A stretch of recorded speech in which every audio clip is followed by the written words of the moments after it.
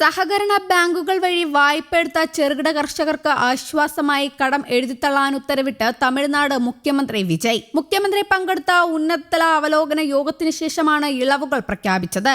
50,000 രൂപയിൽ താഴെ കടമുള്ള ഏതൊരു കർഷകനും പൂർണ്ണമായ ഇളവ് നൽകുമെന്ന് സർക്കാർ പ്രസ്താവനയിൽ പറയുന്നു. ചെറുകിട കർഷകർക്ക് 50,000 രൂപയിൽ താഴെ കടമുണ്ടെങ്കിൽ തുകയുടെ 50% എഴുതിത്തള്ളും. 50,000 രൂപയിൽ കൂടുതലാണ് കടമെങ്കിൽ സർക്കാർ വ്യവസ്ഥകൾ പ്രകാരം എഴുതിത്തള്ളും.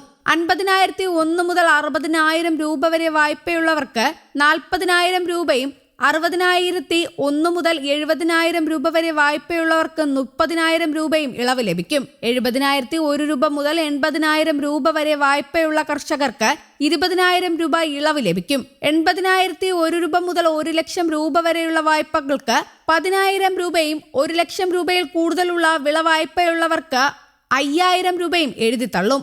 2025 മെയ് 1-ന് 2026 ഫെബ്രുവരി 28-നുമിടയിൽ വായ്പ ലഭിച്ച കർഷകരുടെ വായ്പകളും എഴുതിത്തള്ളും. എന്നാൽ 5 ഏക്കർ വരെ ഭൂമിയുള്ളവർക്ക് കാർഷിക കടം പൂർണ്ണമായി എഴുതിത്തള്ളുമെന്നായിരുന്നു TVK പാർട്ടിയുടെ തിരഞ്ഞെടുപ്പ് വാഗ്ദാനമെന്നത്.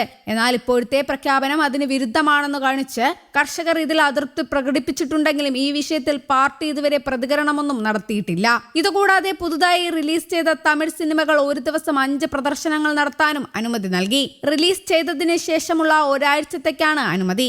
അതേസമയം തമിഴ്നാട്ടിൽ ലൈംഗിക അതിക്രമ കേസുകളിൽ ഉൾപ്പെടുന്നവർക്കെതിരെ കാലതാമസം കൂടാതെ നടപടി സ്വീകരിക്കണമെന്ന് പോലീസിന് കർശന നിർദ്ദേശവുമായി മുഖ്യമന്ത്രി രംഗത്തെത്തി. ലൈംഗിക അതിക്രമ പരാതികളിൽ ഉടനടി കേസ് രജിസ്റ്റർ ചെയ്യാനും അന്വേഷണം വേഗത്തിലാക്കി കുറ്റവാളികൾക്ക് ശിക്ഷ ഉറപ്പാക്കാനും പോലീസ് ഉദ്യോഗസ്ഥർക്ക് വിജയ് നിർദ്ദേശം നൽകി.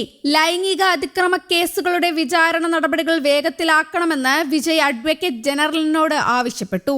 ഇത്തരം കുറ്റകൃത്യങ്ങൾ തടയുന്നതിനായി മുൻകരുതൽ നടപടികൾ സ്വീകരിക്കാനും പൊതുജനങ്ങൾക്കിടയിൽ അവബോധം സൃഷ്ടിക്കാനും മുഖ്യമന്ത്രി ഉദ്യോഗസ്ഥരോട് പറഞ്ഞു.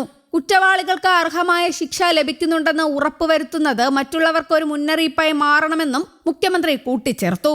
കോയമ്പത്തൂരിൽ 10 വയസ്സുകാരി ലൈംഗിക അതിക്രമത്തിന് ഇരയായി കൊല്ലപ്പെട്ട സംഭവത്തിന്റെ പശ്ചാത്തലത്തിലായിരുന്നു മുഖ്യമന്ത്രി അടിയന്തര യോഗം വിളിച്ചു ചേർത്തത്. സെക്രട്ടേറിയറ്റിൽ നടന്ന യോഗത്തിൽ ചീഫ് സെക്രട്ടറി M. സായ്കുമാർ, ആഭ്യന്തര സെക്രട്ടറി K.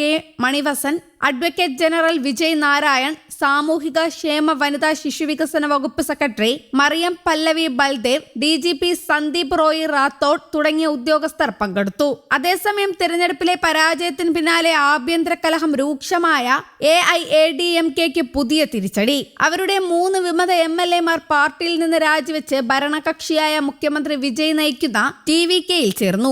ഈറോഡ് ജില്ലയിലെ പെരുന്തുറൈ MLA S. ജയകുമാർ, ചെങ്കൽപ്പേട്ട് ജില്ലയിലെ മധുരാന്തകം MLA മരകതം കുമാരവേൽ, തിരുപ്പൂർ ജില്ലയിലെ ധാരാപുരം MLA P. സത്യഭാമ എന്നിവരാണ് രാജിവെച്ച് TVKയിൽ ചേർന്നത്.